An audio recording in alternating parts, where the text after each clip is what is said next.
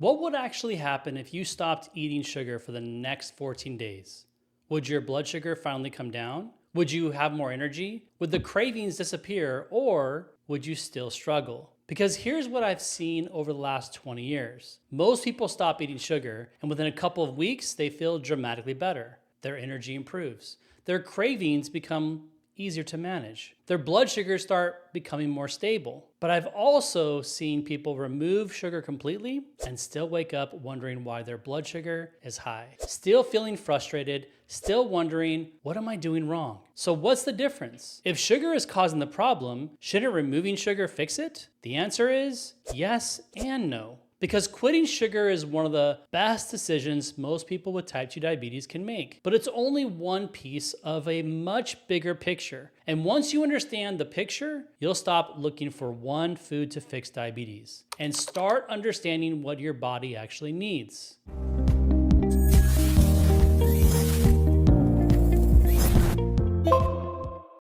Hey, I'm Dr. Jason Shumard. For 20 years, I've helped people understand what's really happening inside their bodies, not just manage their blood sugar. One of the very first things almost everyone tries after they're diagnosed is cutting out sugar. And while that's absolutely a step in the right direction, the results don't always match people's expectations. So let me share with you what actually happens during the first few days. Let's imagine today is day 1. You've decided to quit sugar. No soda, no candy, no desserts. Maybe you've cleaned out the entire pantry. Maybe you're feeling motivated, and maybe you're expecting to wake up tomorrow already feeling better. And when that doesn't happen, a lot of people assume it isn't working. But that's usually not how it works. In fact, for most people, the first few days are actually the most difficult. You might feel tired. You might become irritable. You may notice stronger cravings than you expected. Some people even develop headaches, and they start thinking, maybe my body actually needs sugar. But that's not what's happening. Here's what's actually going on. Your body has become used to getting quick bursts of energy. Sugar is rapidly absorbed into your bloodstream. That causes your blood sugar to rise quickly, but it also tends to come back down. Over time, your body gets used to riding that roller coaster. Now imagine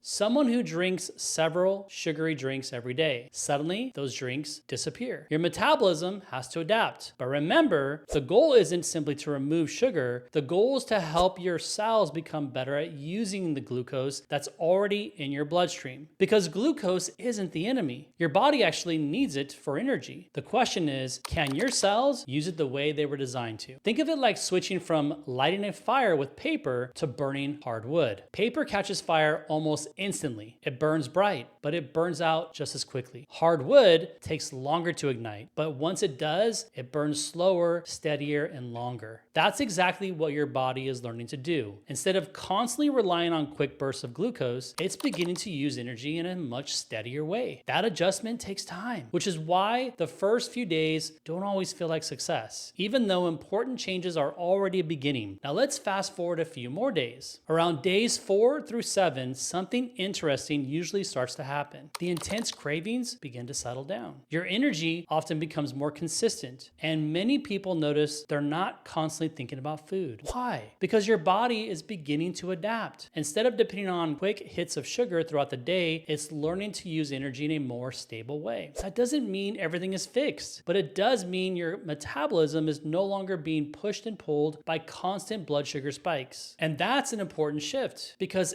every time your blood sugar spikes, your body has to release insulin to move that glucose where it's supposed to go. When those spikes happen over and over again, your cells are constantly being asked to respond. Imagine asking someone to sprint every few minutes all day long. Eventually, they slow down, not because they're weak, because they're exhausted. They become less responsive. Your cells can behave the same way. As those large sugar spikes become less frequent, your cells aren't being asked to constantly respond to large amounts of glucose. It's almost like giving an overworked team a chance to slow down and catch their breath. Again, that doesn't mean insulin resistance disappears in a week, but you've started creating an environment where your cells can begin functioning more the way they were designed to. Let's fast forward around days 10 through 14. Many people begin noticing another change. Their appetite feels more predictable. They're not riding the roller coaster of feeling starving one minute and exhausted the next. Blood sugar often becomes more stable throughout the day, and many people people tell me they simply feel better, not because they found a miracle diet, but because they're no longer creating the same metabolic stress with every meal, and that's an important distinction. I want to be clear here. Removing sugar doesn't magically reverse type 2 diabetes, but it often removes one of the biggest sources of stress your metabolism has been dealing with every single day. That's why it can be such a powerful first step. Just remember, a first step isn't the entire journey. If this is making sense, hit the subscribe button. I post videos every week that breaks this down in a way most doctors don't. Now here's the part most people never hear. You can completely stop eating sugar and still struggle with high blood sugar. At first, that sounds impossible. People think, wait a minute, if I'm not eating sugar anymore, why is my blood sugar still high? The answer is actually pretty simple. Sugar isn't the entire problem. The real question is, what is your body doing with the glucose that's already there? Because glucose isn't the enemy. Your body actually needs glucose. Your brain needs it. Your muscles need it. Every cell in your body needs it to produce energy. Think of your bloodstream like a highway. Its job isn't to keep glucose. Its job is to deliver it. The bloodstream isn't the destination.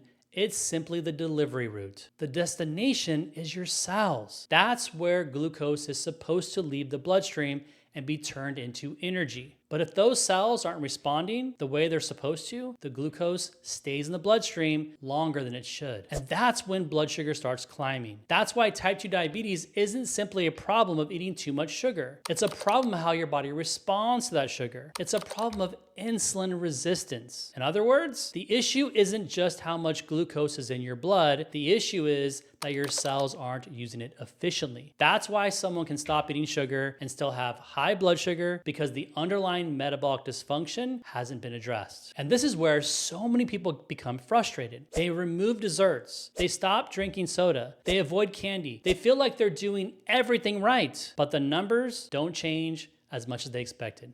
Not because cutting sugar doesn't help, it absolutely does, but because removing sugar is only one piece of restoring healthy metabolism. If insulin resistance is present, if inflammation is still high, if the liver isn't functioning well, if your metabolism isn't responding the way it should, there's still work to do. That's why I don't want people asking, what's the one food I need to eliminate? I want them asking, why isn't my body using glucose the way it's designed to? Because that's where the real progress begins. So where does that leave us? Does that mean you should stop eating sugar forever? Not necessarily. The goal isn't to become afraid of every gram of sugar or every carbohydrate you eat. The goal is to help your body respond to food the way it was designed to. Because when your metabolism is functioning well, your body is able to handle glucose much more efficiently. Blood sugar rises after a meal. Insulin does its job.